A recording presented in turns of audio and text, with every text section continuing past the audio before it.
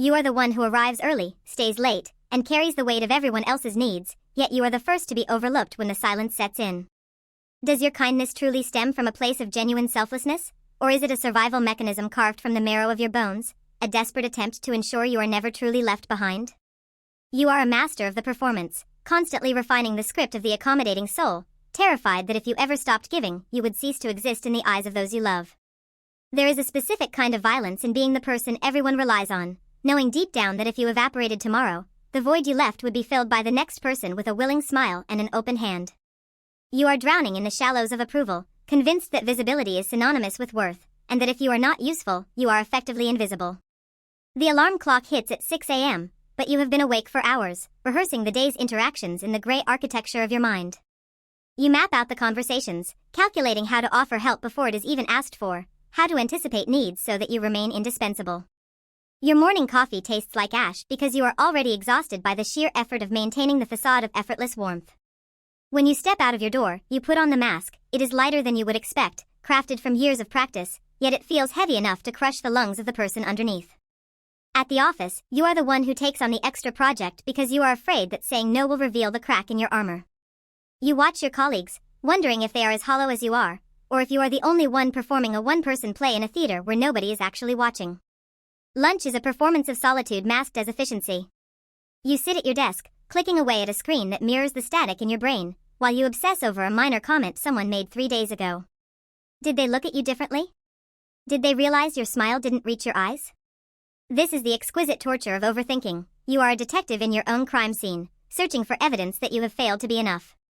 You hold your breath when a colleague walks by, hoping for an acknowledgement, a validation that your existence has been registered, yet when they do speak, you find yourself retreating, terrified that if they get too close, they will see the tremors beneath your skin. You are so busy being the pillar that holds up the ceiling for others that you have forgotten how to stand on your own feet without something or someone to prop you up. Evening descends, and the house is quiet, which is exactly what you feared. The silence is not peaceful, it is an interrogation room.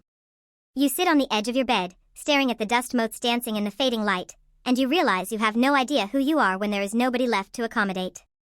The kindness you dispensed so liberally throughout the day feels like a transaction you were never paid for. You are left with the cold weight of the realization that your fear of being forgotten has ironically made you a ghost in your own life. You have sacrificed your edges, your preferences, and your boundaries to become a shape that fits perfectly into the lives of others, only to realize that a shape without its own form has no permanence. You are terrified of the dark, not because of what might be in it, but because in the dark, you cannot see your own reflection, and you are starting to suspect that there is nothing there to be seen at all.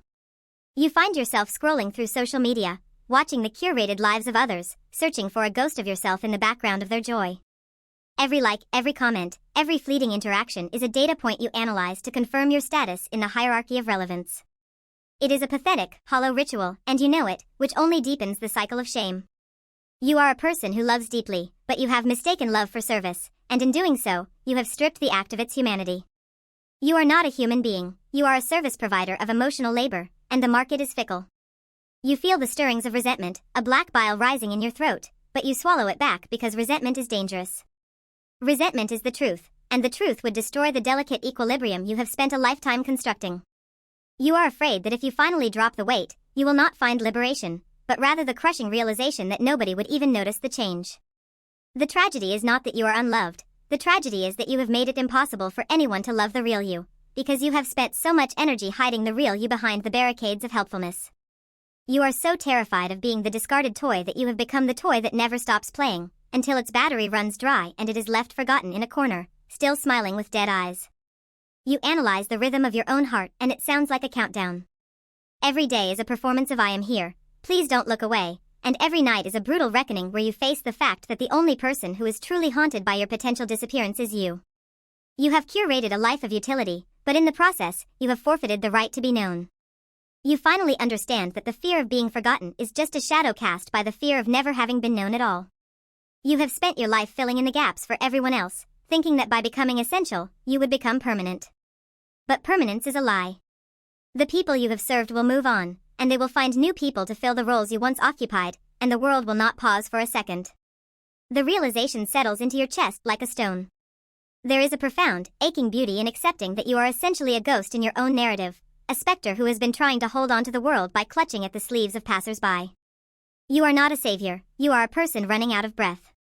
The mask is not protecting you, it is suffocating the only version of you that ever had a chance of being truly seen. You are left with the quiet, devastating clarity that the only person who can truly remember you, the only one who can witness your existence without requiring a performance in exchange, is the one you have been ignoring for the sake of everyone else. I gave them everything to be remembered. They forgot me the moment I stopped.